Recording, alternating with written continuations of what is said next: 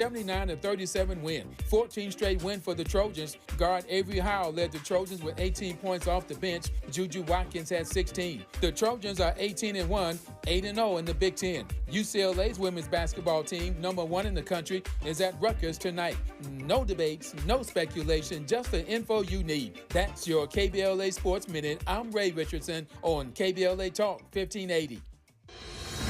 Now that Donald J. Trump has begun a second term as president, please join the Empowerment Congress and KBLA Talk 1580 to examine the question, where do we go from here? Chaos or democracy? At the Charles R. Drew University of Medicine and Science. This Saturday, January 25th, some of LA's top elected officials, Representative Sidney Kamlager Dove, Assembly members Isaac Bryan and Sade El-Hawari will be on hand for what promises to be a lively and informative conversation. Doors open at 8 a.m. The general session, moderated by Tavis, Smiley, and broadcast live on KBLA Talk 1580, begins at 9 a.m. The event is free, but seating is limited. Registration is required. Go to the Empowerment Congress website at www.empowermentcongress.org to register. Where do we go from here? Chaos or democracy? Join the Empowerment Congress and KBLA Talk 1580 this Saturday, January 25th. Doors open at 8 a.m. The free program starts at 9 a.m. Registration is required at www.empowermentcongress.org. This is a community call to action from KBLA Talk 1580. We've got your black.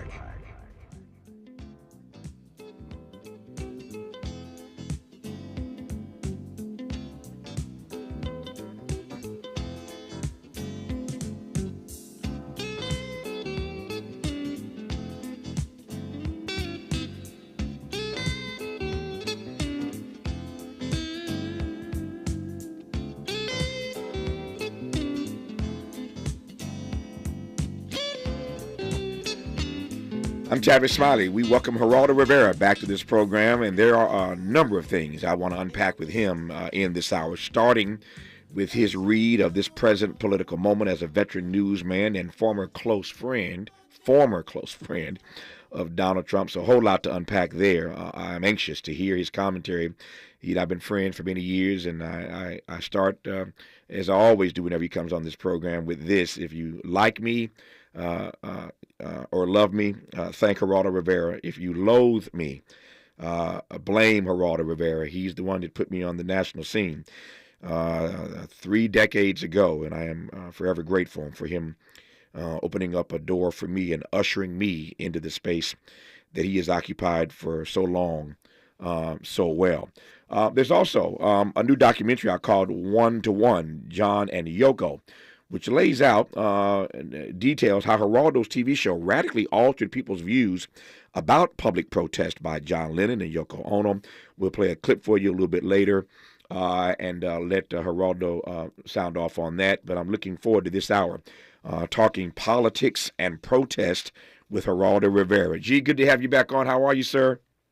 Tavis, it's always a pleasure. I'm so proud of you as a protege, but you are my brother in every regard, and I welcome the opportunity to chat with you. I'm glad to have you on. Let's make the most of this hour. Let me jump right in. So there's so many things. I'm literally checking things off on my list that I want to get your take on.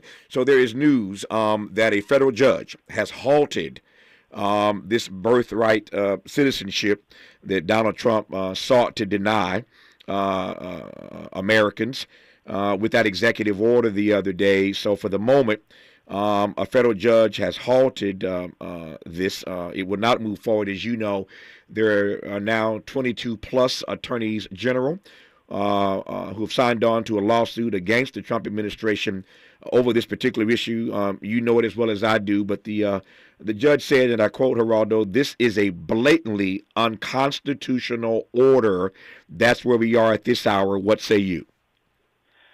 Well, we have since 1889 believed firmly that the 14th Amendment to the federal Constitution says, anyone born here is a citizen hereof.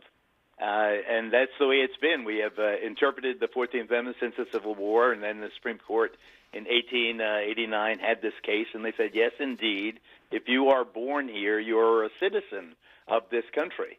Now, we're one of the few countries that have that right, that if you're born here, you are a citizen of this country. Some do, but not as many. Not many. Most, if you're born wherever you're born, you're the citizen of the country that your parents are citizens of. So, what happens now? What happens now that Trump says no? There's no such thing as birthright citizenship. If your parents aren't legally here, then you are not a citizen of this country. So now the court in Seattle has stopped the president from trying to execute this executive order. The court in Seattle has said, no, this is a right that the Constitution guarantees. Anyone born here is a citizen of this country. So that is what will be tested.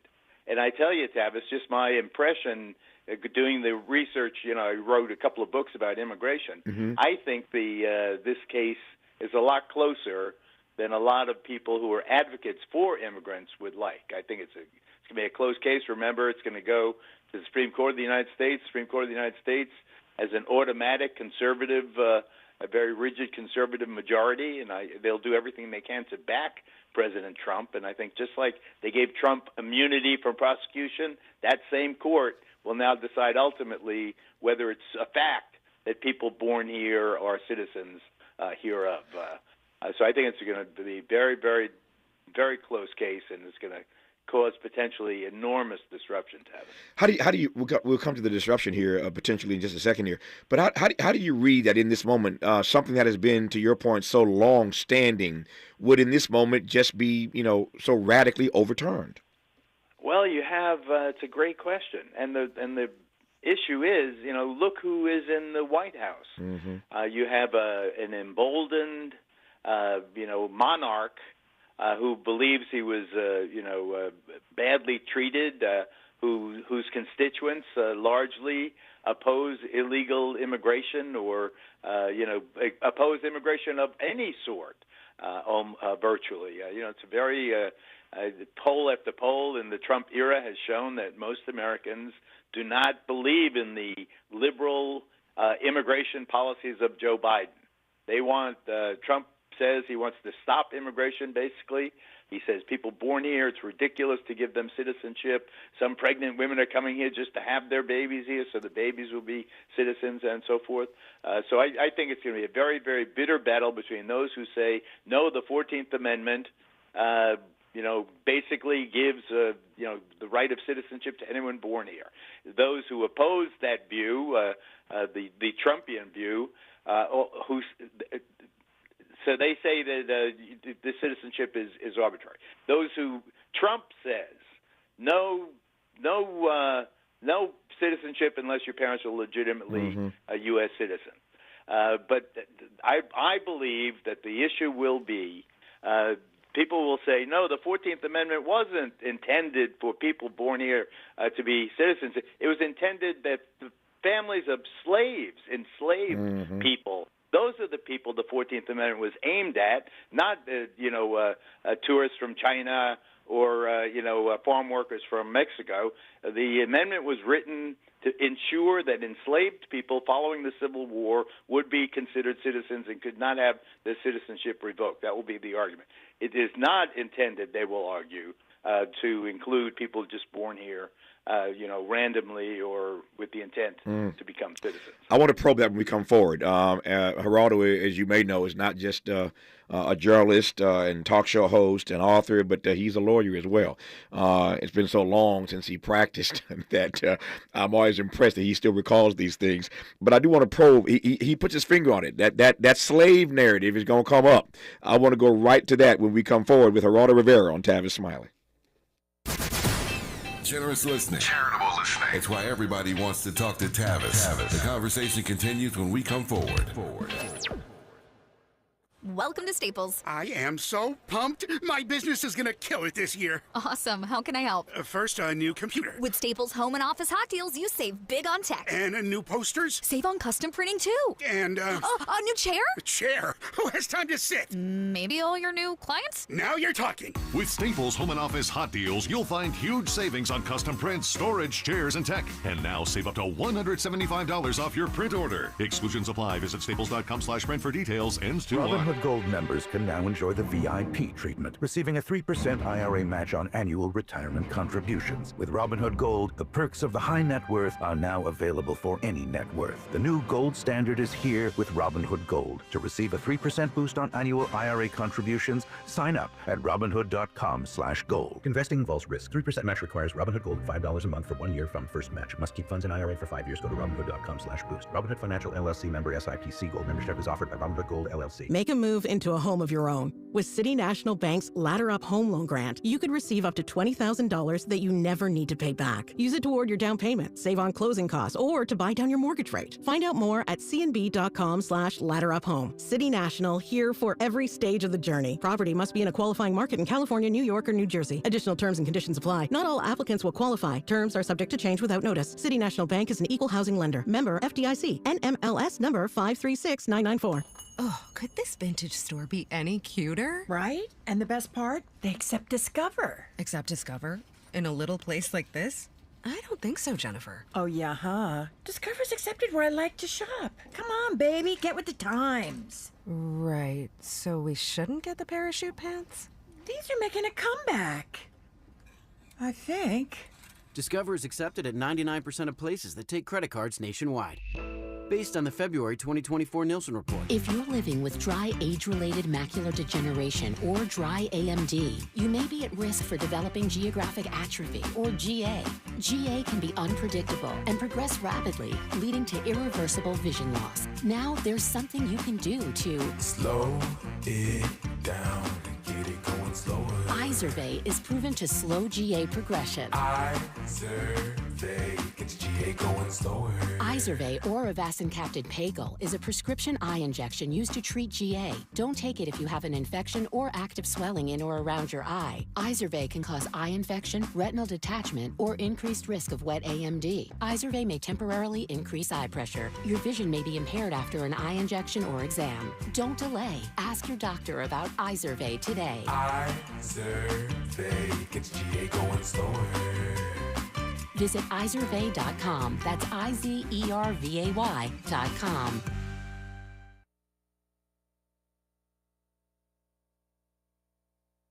More honesty than you can handle. More empowerment than you can imagine. You're tuned in to Tavis Smiley. Tavis Smiley and the legendary Geraldo Rivera, who I'm honored to have back on this program. So, Geraldo, you got me fascinated, and my whole team all met in the studio during that break. And we were all opining on what you were just saying about this slave narrative. So you're the expert here. Tell me more about how you think this slave narrative is going to come up in this fight about birthright citizenship. Because if I understand what you're saying, I think I have a particular point of view on that, but I want to hold it to get clarity on how you think this narrative is going to play itself into this conversation. Now, to be clear, I hope that I am wrong in my appraisal of what will happen. Right. Although I fear, having seen what happened with the president getting immunity from everything that happened on January 6th, despite the fact that they were arguably crimes, it's pretty clear that this Supreme Court loves this president, and they will do whatever it takes to back this president. So they take this narrative, this minority narrative in a legal scholar sense, that says, okay, why did they have this line? All persons born or naturalized in the United States and subject to the jurisdiction thereof are citizens of the United States. So born or naturalized in the U.S., you are a citizen of the United States. The context, however, is here you have the Civil War. Civil War ends 1865. Mm-hmm. You have this vast, formerly enslaved population that is, unrooted and, they're not sure. They're from a Confederate state, not sure what the rights are, what their status is. That's why in 1866 they passed the 14th Amendment to make sure that this enslaved population, born or naturalized in the United States, even though they were the property of somebody in the southern states, they are now citizens. That's the great achievement of the Civil War that defeated the forces that were advocating for a slave kind of society and so forth. So put it in that context. Then you jump now decades and generations later, First of all, so 1865, the war ends. 1889, there's a case of a Chinese guy in the Northwest who was born here of two Chinese citizens, but who were in this country legally. They're in this country legally, his mom and dad. So the court says he's born here, he's a citizen here. What has never been argued by the court, however, is what happens if the parents of the person born here are not citizens of the United States. So I think that's the weakness in the majority view. That's why I fear, and this may have been overly complicated, my explanation, but what I fear is that with the court, the high court, Supreme Court, that loves Trump and will do anything they can to back Trump, the case will come before the Supreme Court that says, okay, what about someone who is here and their parents were not citizens of the United States? What if it's a person who's born here, like I said, say it's a Chinese pregnant lady comes and she has a baby here in San Francisco or Los Angeles. Now that baby is a citizen under the way we've been construing it, but the opponents of immigration will say, no, that she was not a citizen of the United States, therefore the mother, therefore the child is not a citizen of the United States either. So that, I think, will be extremely disruptive, but I do believe that that is a very distinct possibility that this court will find that only if someone is here legally can they become a citizen by being born here. That's what I fear, and I think that you're going to see emerging scholars coming to agree with me, given the context. Remember, you're not arguing to the Harvard Law School. You're arguing to the Supreme Court of the United States, and the Supreme Court of the United States has a built-in 6-3 majority, conservative majority. They'll do whatever Trump wants, and I fear that this is one of the things they will do. No naivete in asking this question, but what do you think's behind this particular piece? I mean, we can talk about immigration more broadly, but what do you think's driving? What's behind this decision that nobody saw coming to go after birthright citizenship? What's animating that for Trump and his followers? Well, there were two things that animated, in my view, that animated Trump but Trump voters that gave him an overwhelming victory. You have to remember, we got our asses kicked.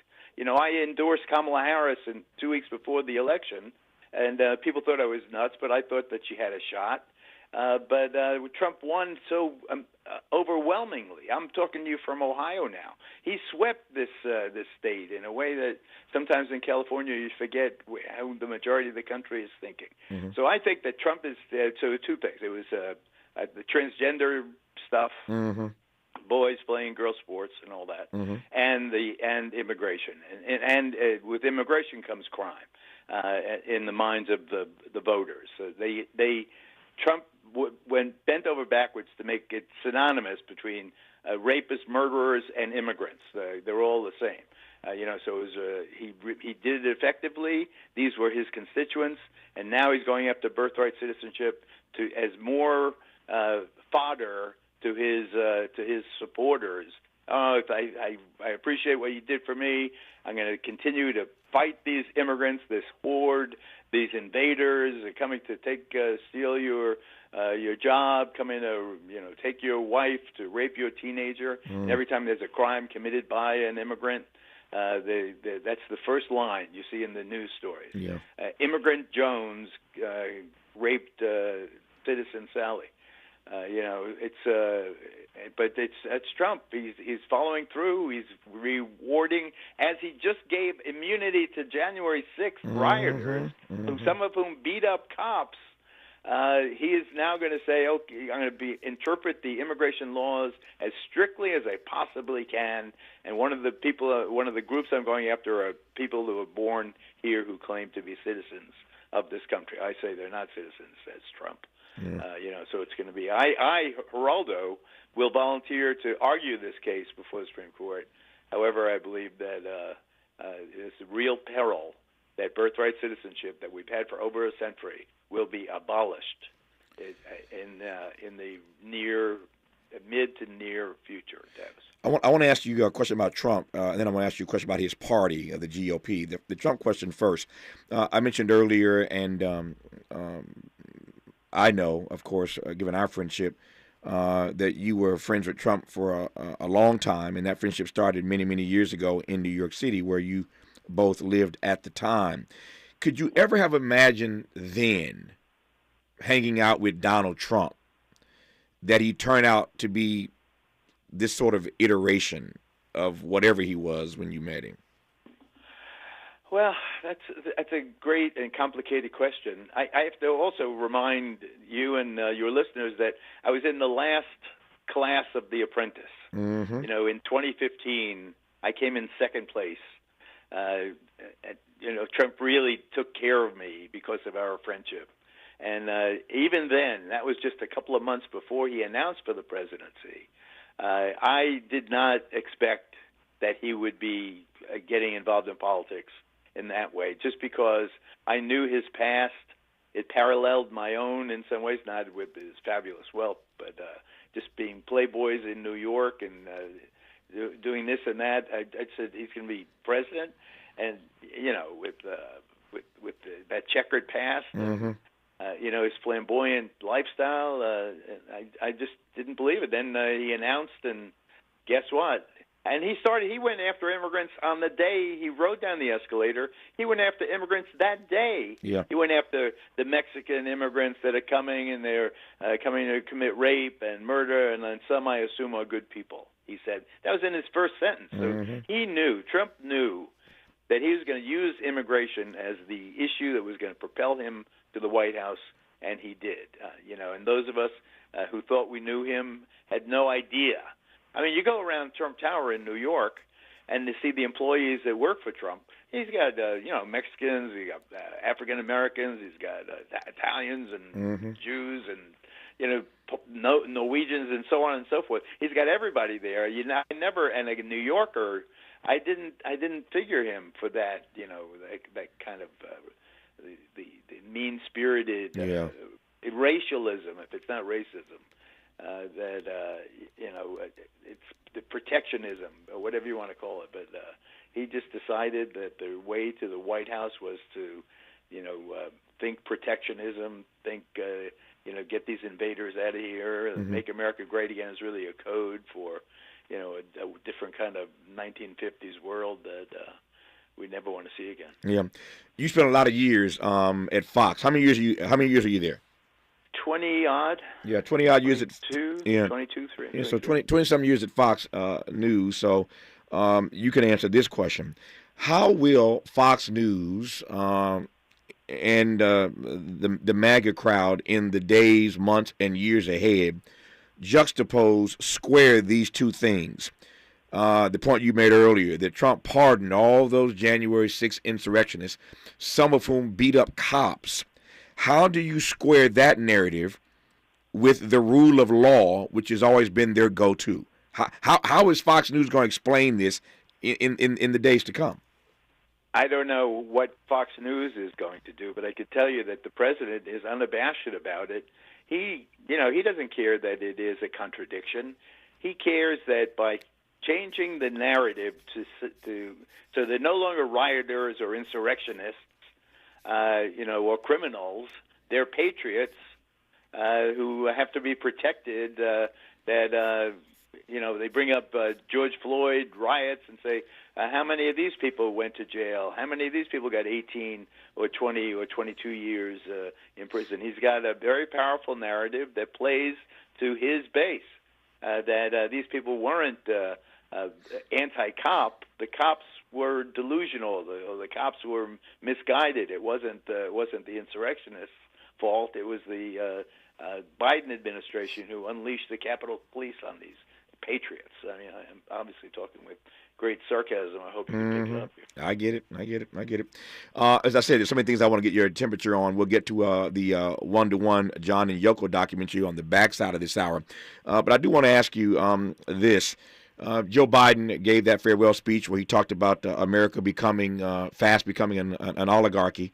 And then you look up a few days later, and the oligarchs are sitting right behind Donald Trump at the inauguration. There's Zuckerberg, and there's Bezos, and there's Elon Musk. What's your read? In my life, I've been rich and I've been poor. Trust me, rich is better. And you've been blessed to be fabulously. You've been blessed to be fabulously wealthy in your lifetime. But this oligarchy is on steroids, man. How are you reading Trump? As I said to one guest earlier this week, not just looking out for the wealthy. I expect that, but he's bringing these oligarchs in on the inside. That's a different narrative than I've seen before. Well, me too, but it's not different than American history. I mean, some of the friends of Franklin Roosevelt were some of the highest rollers and so forth. I think, first of all, about Joe Biden and his farewell and this warning about the oligarchs and the rich people in power and so forth. I thought that how I feel about Joe Biden when he speaks, I feel almost a kind of a sadness.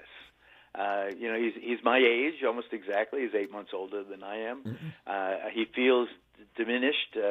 I can relate. He feels misunderstood. He feels underappreciated. He's kind of going off to heal his wounds and maybe write a memoir or whatever he's going to do in Delaware or wherever he ends up. But he did not seem to me to be a harbinger of the future, in the sense that I don't care about oligarchs. I don't feel jealous about rich people, or I found out long ago that envy is a very destructive force, and never envy anybody. There's always some skeleton in their closet or something and so forth. But so I did not. He didn't. I was glad that his farewell speech was short. But as I said, he seems. I keep going back to that moment during the debate where he just couldn't put a sentence together, and it was. I feel badly for him. I think that his presidency will come to be like Carter's. I think it will be reassessed. And I think that he'll look better in retrospect than he does right now. But Trump is a monster. Trump is, and I mean that in the Godzilla sense. I think that he's the way he's stomping over established norms, the way he embraces who he feels like embracing. How he got in Gaza. I don't think there's any doubt, but that he helped accelerate the ceasefire process there. I think that he may have some impact on Ukraine and Russia. I believe that he's in his element now. I didn't support him. Yeah. I support the President of the United States. Whomsoever he may be. Yeah. I just what he has done and what he has said, and I don't like a lot of things. Well, he's done, look with affirmative action. At DEI. I am an affirmative action example. Hold that thought. I'll let you unpack that when we come forward. Just watching my clock here. You hear him say he is an affirmative action example, proudly stating that. We'll let him unpack that and a great deal more when we come forward talking to Geraldo Rivera on Tavis Smiley. Why does Tavis say when we come forward? Because he's not going back. And you don't have to go back either. Forward ever, backward never. More of Tavis Smiley when we come forward.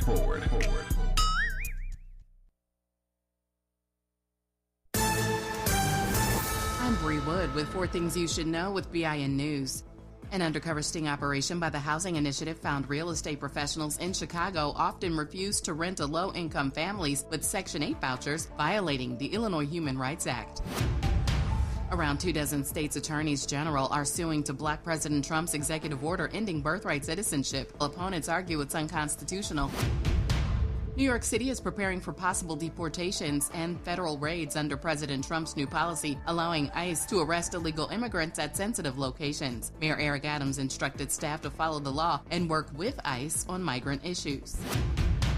And Sean Diddy Combs is suing Courtney Burgess, his attorney, and News Nation for defamation over false claims of sexual assault videos. The $50 million lawsuit alleges the defendants fabricated the claims for financial gain. I'm Bree Wood on the Black Information Network, your home for Black News First. Del Taco's new Chipotle Chicken Burrito and Bean Rice and Cheese Burrito, packed with flavor, made with fresh ingredients, and found on Del's Real Deals menu. You heard that right. These burritos on a value meal with everything under $3. Look at Del Taco, hooking us up. This is the KBLA Sports Minute with Ray Richardson. A very short-handed Clippers team put up a strong battle Wednesday night against the defending NBA champion Boston Celtics. The Clippers took the Celtics to overtime before losing 117-113 at the Intuit Dome in Inglewood. 29 points for Clippers forward Derrick Jones Jr. The Clippers played without Kawhi Leonard, James Harden, Ivica Zubac, Norman Powell, Chris Dunn, and Nicholas Batum.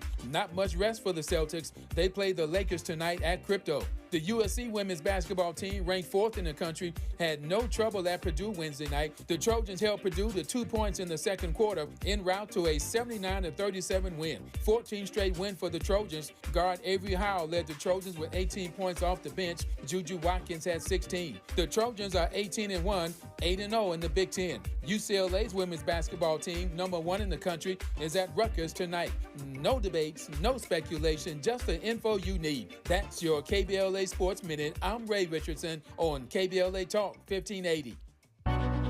KBLA Talk 1580 stands with you in tough times, connecting you with resources and what you need to know. Evacuation shelters are located in the Pasadena Civic Center, the Dream Center in LA, the Westwood Recreation Center, and many more. You can call 311 for details. Santa Anita Park in Arcadia is a pop-up mutual aid hub where you can pick up anything from clothing to food and hygiene supplies. If you're in Los Angeles County and in need of food, call Omni Ministries at 310-631-1557.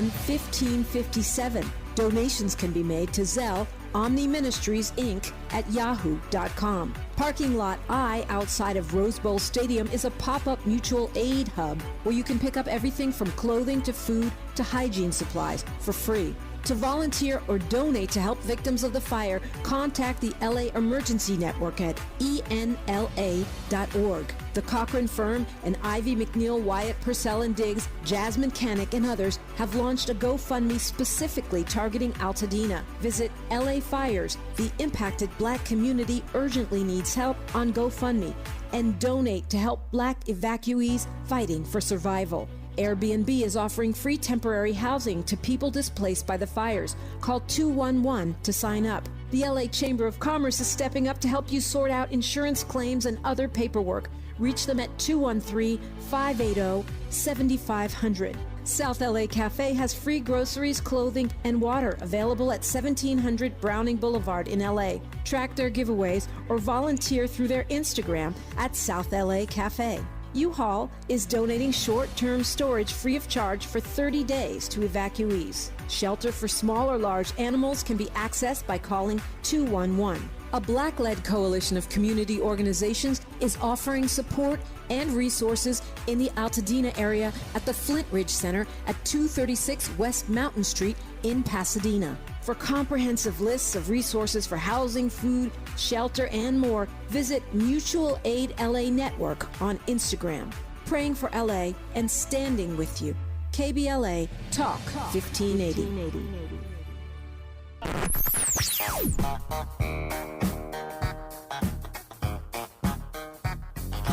This is KBLA Talk 1580. Talk radio. That's music to your ears. We're unapologetically progressive. KBLA Talk 1580. This is for all the folks who appreciate follow-through. Here's a quick recap of the KBLA Talk 1580 2024 Climate Justice Campaign. More than 6.4 million Southern Californians viewed our climate justice billboards and bus shelters. Another 1.5 million people listened to and or downloaded our weekly conversations with African American climate experts. Our KBLA Climate Justice web portal had 2.8 million unique visitors. Thousands more attended our 7 climate justice community events. More than 9.3 million riders saw our climate care messaging on metro buses and trains. And 39 million Americans accessed our C-SPAN Climate Justice Symposium. All told, Our 2024 climate justice campaign exceeded 471 million total impressions. KBLA Talk 1580 thanks all of our 2024 climate justice partners: LADWP, Metro, Caltrans, Sierra Club, California Community Foundation, the California Endowment, LA City Council member Curran D. Price Jr., the California Wellness Foundation, MWD, AQMD, and the Port of Los Angeles. Caring about the climate, caring about the community, changing the conversation. We're KBLA Talk 1580. 1580. Helping to make you the most knowledgeable person in your circle of friends. This is Tavis Smiley. Tavis Smiley and the legendary Geraldo Rivera continuing our conversation. Now, Geraldo, I had to cut you off there. You saying that you raised the issue of DE&I and affirmative action. Trump has gone in on that. We saw the news earlier this week that they sent everybody home in the federal government who was working on any sort of DE&I program. But you were saying that in your own career, you've been blessed by corrective programs like these. Continue, please. Well, I was a lawyer for the Young Lords. It was a Puerto Rican activist group that was in a major beef with the city and others. They had taken over some buildings. Anyway, I was in the news as a young lawyer representing the Young Lords, a group not unlike the Black Panthers back in 1970, an awfully long time ago. At that time, and it's hard to believe when you look at TV these days, but there was one black man at WABC Eyewitness News, 0 Latinos, male or female, and that was it. That was it. And they had we had Melba Talbot. We had one black woman. So anyway, the Ford Foundation established a program whereby they were going to integrate the local news operations, and they sent you to Columbia University. We had a 3-month crash course and then got a job at one of the big broadcast outfits. I was in the class with Michelle Clark. I don't know if you remember her. She died in a plane crash, a wonderful correspondent at CBS. Gail Christian, who later became a station manager in L.A., a wonderful, wonderful person also. So anyway, I went in that class, and as soon as I graduated, I became I went to work for Channel 7 Eyewitness News in New York. But it was a program that was designed to it was an affirmative action program designed to integrate local news. So but for affirmative action, I never would have been a public person, or I would have stayed an attorney. So I am totally a DEI affirmative action example. And so my career, you often say how people feel about you is how they should feel about me. If you think affirmative action is a bad thing, then you point to me as an example. If you think affirmative action is a good thing, then you can point to me as an example.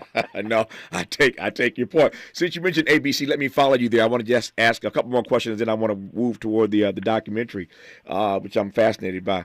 You mentioned ABC. That's where you basically started your career, as you just laid out for us in great detail. ABC, to my mind, caved. They could have fought that and should have fought it longer. What Trump was alleging is hard to prove in the law. But ABC caved and gave him the $16 million, essentially. You saw news earlier this week, CNN. Mark Thompson, the relatively new CEO there, is telling Jake Tapper and Anderson Cooper and others to not go in on Donald Trump. Meta is saying it's no longer going to be fact-checking. It's been a fascinating week for me, just watching a fascinating few weeks, watching the way the news media is doing this awkward dance with Donald Trump. How are you reading it? Well, first of all, I'm responding to your reporting earlier that Snoop Diddy Combs is suing News Nation for $50 million for some slander, even though he's in behind bars. So I got to process how News Nation is going to my employer right now, how they're going to handle this. Yeah. I mean, it wasn't my story, thank goodness, and I'm glad. But it's rough. It's going to be a rough time. The news outfits are hurting for advertising. They don't want to anger the Trump administration and get unnecessary regulation or people gumming up their businesses. They're running scared. I think that this may be the quotable sentence on what I feel about this, but I think that the networks are running scared, and maybe with good reason. I think that the Trump promises, the veiled threats through his surrogates of retribution and retaliation. I think that ABC, if I was a stockholder, which I'm not, might have done the right thing in getting away from that before it really became a big issue. But how I would feel personally if I was George Stephanopoulos and I said he committed rape instead of he committed sexual assault and made a $15 million settlement based on that one slip. I don't know. That seems kind of chicken creek. Yeah, I get you. I get you. For those who didn't see the story that Geraldo referenced yesterday, that would be Sean Diddy Combs, who filed this $50 million defamation lawsuit against an accuser against News Nation, the network where Geraldo is these days. So everybody's filing lawsuits against these news outlets, and to your point, many of them are running scared. It only fascinates me, it only concerns me to the extent. I mean, we live in a litigious society, and it's only going to get worse. Everybody's suing everybody for something or another. So that's just the nature of the way our society is structured these days, and the direction in which we are headed. I'm only concerned about it to the extent that the fourth estate doesn't do its job. As you know, that old adage that in any war, the first casualty is always the truth. And we are at war ideologically and otherwise in this country right now. And if the fourth estate, Geraldo, doesn't do its job, God help us all. I shudder for the democracy. Well, I'll tell you, you're going to be my first call. Maybe to a lawyer first. Then they come my way. Yeah, call me second. But I'm not. I'm concerned about it.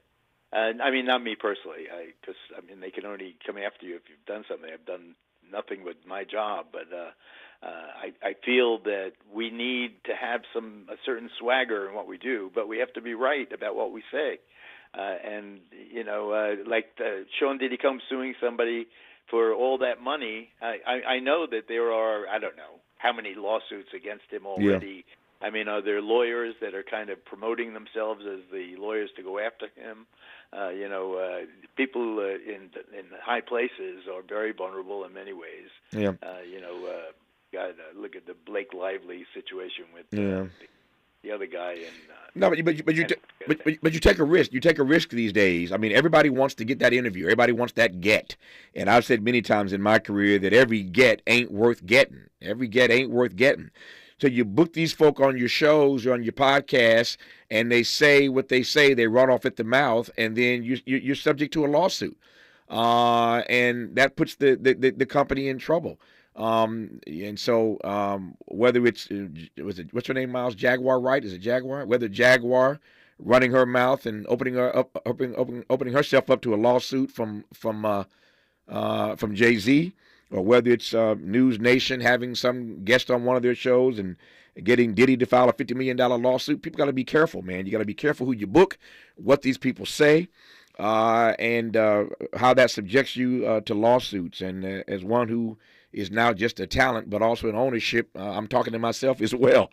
More with Geraldo Rivera. We'll look at this documentary, this new documentary, 1-to-1.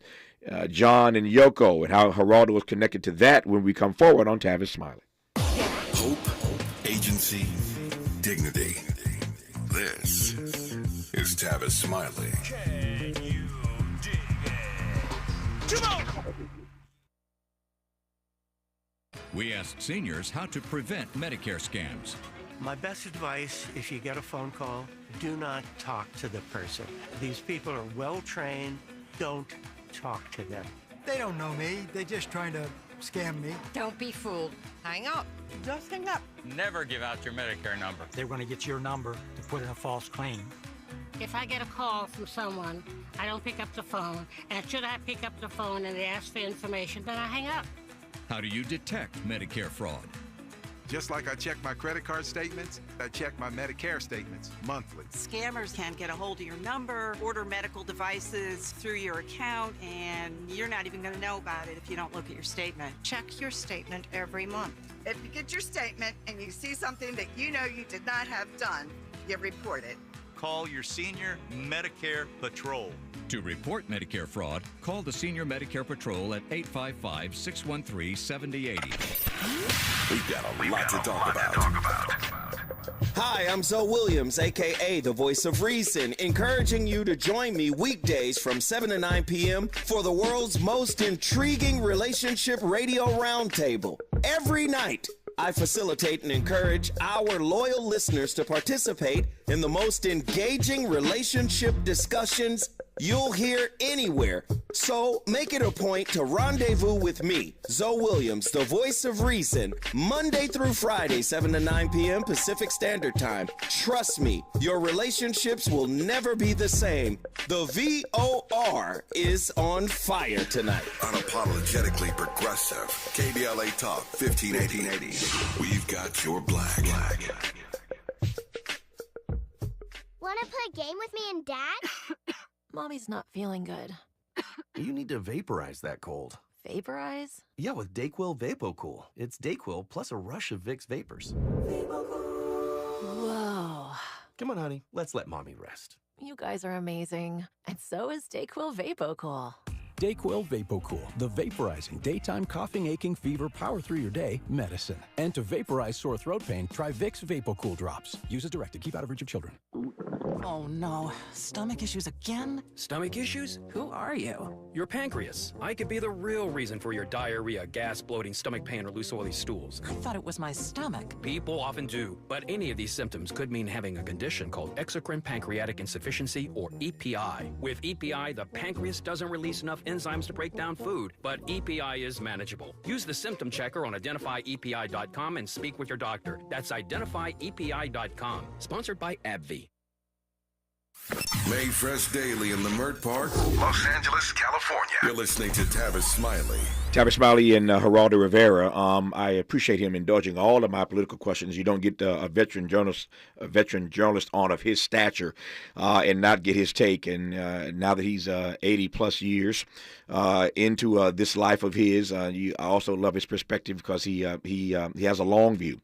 And so I appreciate Geraldo addressing and answering all my political questions. Now, to this new documentary, 1-to-1, John and Yoko. Here's some sound.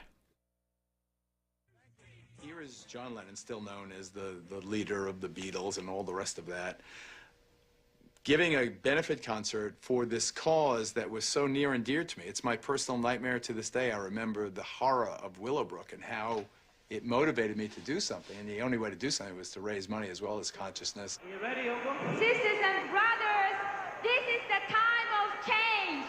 This year or never. Wake up now! Reggae, baby!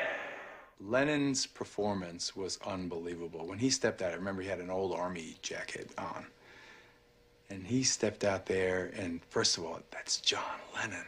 It was so incredible. There he was, and then he started. He started with the music, and it was just so perfect. All of that energy and passion that had been directed into the anti-war movement, for that night, got shifted into caring for the underprivileged, caring for those who couldn't help themselves. So the anti-war movement became more humanistic. It became more, we're all in this together. And it erased political divisions. It erased generational divisions.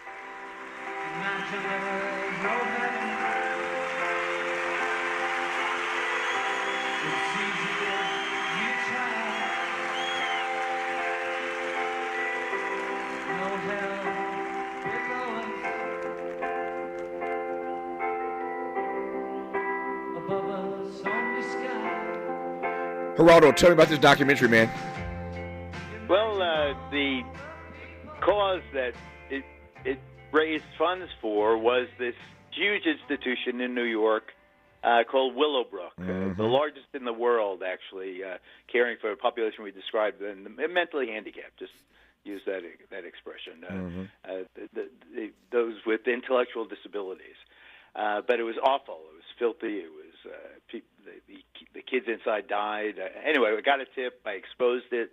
I put it on New York television. John and Yoko were living in New York. They were running from the authorities because they were undocumented immigrants. They were illegal immigrants, so they were thrown out of the United States, so they were running.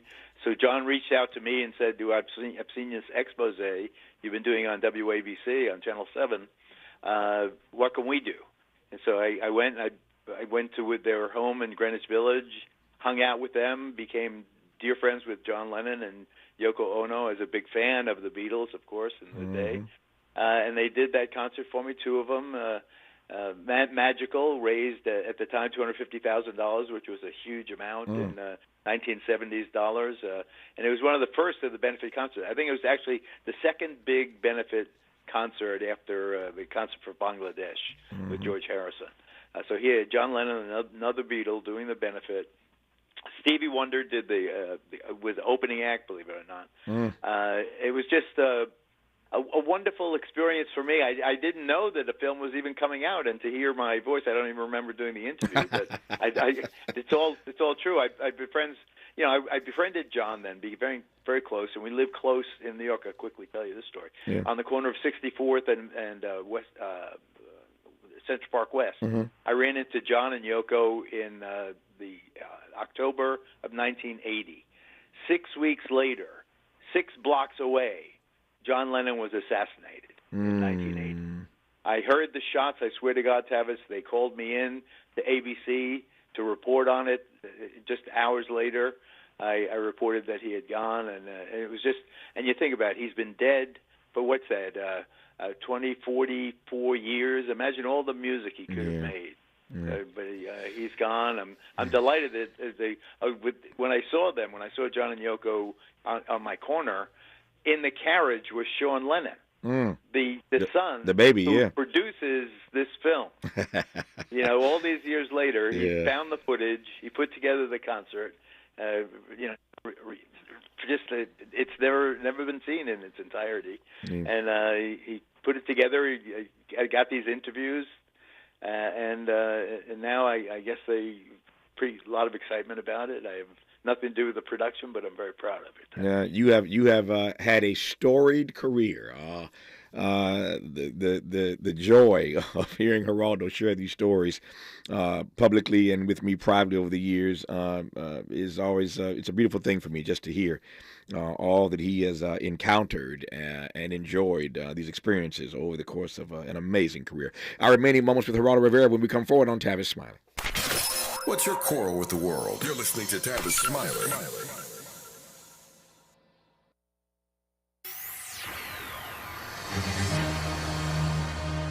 KBLA Talk 1580 invites you to join the Inner City Youth Orchestra of Los Angeles as it presents a Los Angeles Wildfire Benefit Concert on Sunday, February 2nd, 4 p.m. at the First United Methodist Church, 500 East Colorado Boulevard in Pasadena. Join us for a powerful evening of music, unity, and support as talented performers from our community come together to raise funds for those affected by the wildfires. The concert is free, and all proceeds raised will benefit those who have sustained unimaginable losses. It's the Inner City Youth Orchestra of Los Angeles in concert, Sunday, February 2nd, 4 p.m. at the First United Methodist Church in Pasadena, located at 500 East Colorado Boulevard. All contributions should be made payable to the California Community Foundation Wildfire Community Fund. This is a community call to action from KBLA Talk 1580. Now that Donald J. Trump has begun a second term as president, please join the Empowerment Congress and KBLA Talk 1580 to examine the question, where do we go from here? Chaos or democracy? At the Charles R. Drew University of Medicine and Science. This Saturday, January 25th, some of LA's top elected officials, Representative Sidney Kamlager-Dove, Assembly members Isaac Bryan and Sade El-Hawari will be on hand for what promises to be a lively and informative conversation. Doors open at 8 a.m. The general session moderated by Tavis Smiley and and broadcast live on KBLA Talk 1580 begins at 9 a.m. The event is free, but seating is limited. Registration is required. Go to the Empowerment Congress website at www.empowermentcongress.org to register. Where do we go from here? Chaos or democracy? Join the Empowerment Congress and KBLA Talk 1580 this Saturday, January 25th. Doors open at 8 a.m. The free program starts at 9 a.m. Registration is required at www.empowermentcongress.org. This is a community call to action from KBLA Talk 1580. We've got your black. Let's get back to more of this rich dialogue with Tavis Smiley. Tavis Smiley and Geraldo Rivera. I've got just 3 minutes left with him. I think this is my exit question, G. I think. Are we ready? Are we ready for these next 4 years? Great question. Big question. I think that people have to be careful what they wish for. Trump was elected in large measure because of the black and Latino vote. He got many more young, especially black men, to vote Republican, and he got many Latinos to vote Republican. So what did Latinos ended up getting? Losing affirmative action and birthright citizenship, and black people voted for him have to watch now as some of the rights that we got from the class of the 1960s dissipate in the 2020s. So be careful what you wish for. The black and Latino, know who your friends are, and Trump is doing nothing that he didn't promise. Mm-hmm. Just be careful what you wish for. Yeah. How excuse me, how are you in this moment on a personal level? How are you sustaining your hope given what you are seeing all around you? I mean, you've lived long enough now to have seen the ebbs and flows in this democracy, but how are you personally sustaining your hope? That's a great question. I'm a pretty strong person. Sometimes I feel adrift. I worry about the direction that we're headed. What I lament? It used to be in the news. Once they integrated local news, they had different opinions and different. People weren't all of the same opinion, but you weren't punished for your minority views either. And I worry now that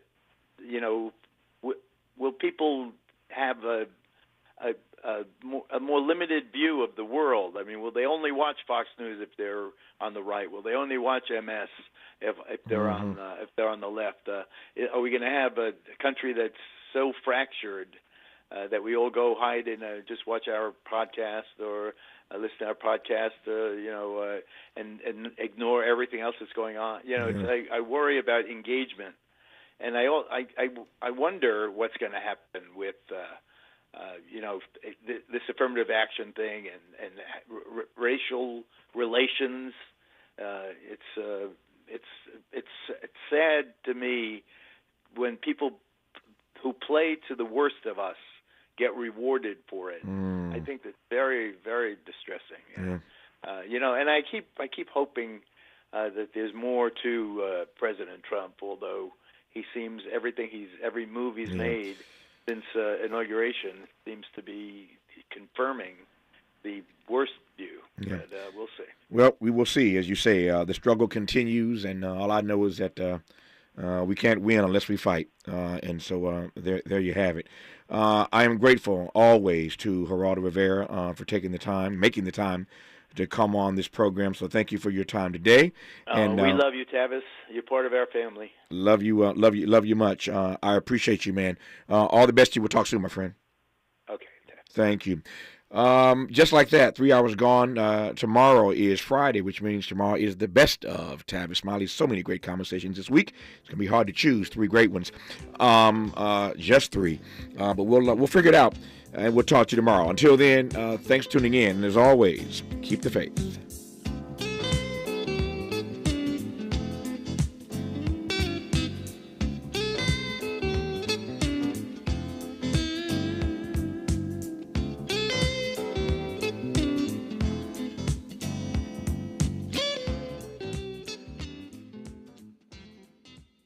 KBLA 1580 Santa Monica. I'm Bree Wood with 4 Things You Should Know with BIN News. An undercover sting operation by the Housing Initiative found real estate professionals in Chicago often refused to rent to low-income families with Section 8 vouchers, violating the Illinois Human Rights Act. Around 24 states' attorneys general are suing to block President Trump's executive order ending birthright citizenship. Opponents argue it's unconstitutional. New York City is prepared